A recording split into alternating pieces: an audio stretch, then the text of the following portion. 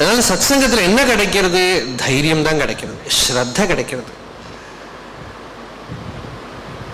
ராமகிருஷ்ண பரமஹம்சரோட சிஷ்யர் சுவாமி பிரம்மானந்தா ராமகிருஷ்ணரோட ஸ்வரூபமா இருந்தார். அவர் ஒரு சமயம் கேரளத்துல ஹரிப்பாடுங்கிற ஊருக்கு வந்திருந்தார்.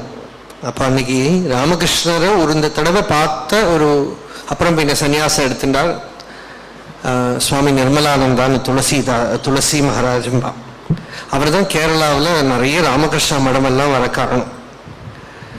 அப்ப அவர் ரொம்ப சக்கரவர்த்தியை பார்த்துக்கிற மாதிரி பார்த்துட்டு சுவாமி பிரம்மானந்தாவை கூட்டின்னு வந்து பக்தாளுக்கெல்லாம் காட்டி கொடுத்தார்.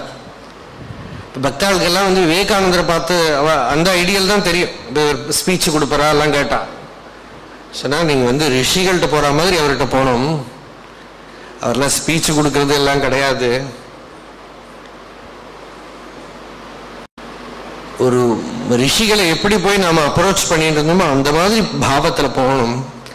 இப்படி சொல்லி ரொம்ப பக்தியோடு கூட்டின்னு வந்திருந்தார்.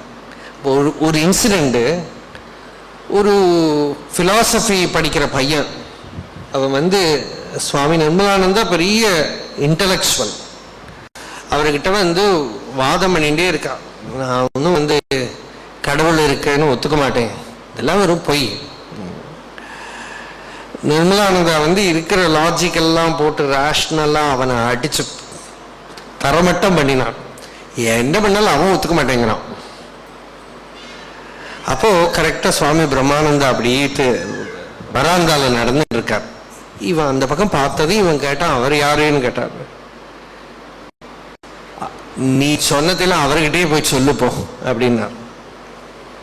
நிர்மலானந்த சுவாமி இந்த பையன்கிட்ட, நீ என்கிட்ட வாதம் பண்ணினே முடியுமான்னு அவர்கிட்ட போய் வாதம் பண்ணு அப்படின்னா. இவன் போய் நேர போய், நான் யார்கிட்ட வேணா வாதம் பண்ணுவேன், I am so convinced about it அப்படின்னு சொல்லிட்டு போனவன் வராந்தால போய் அப்படி பார்த்தா வாயை பொழந்து நின்று ஒண்ணுமே பேச்சே வரல. மெதுவா தட்டி, குழந்தை ஈஸ்வரன் இருக்காப்பா அப்படின்னா.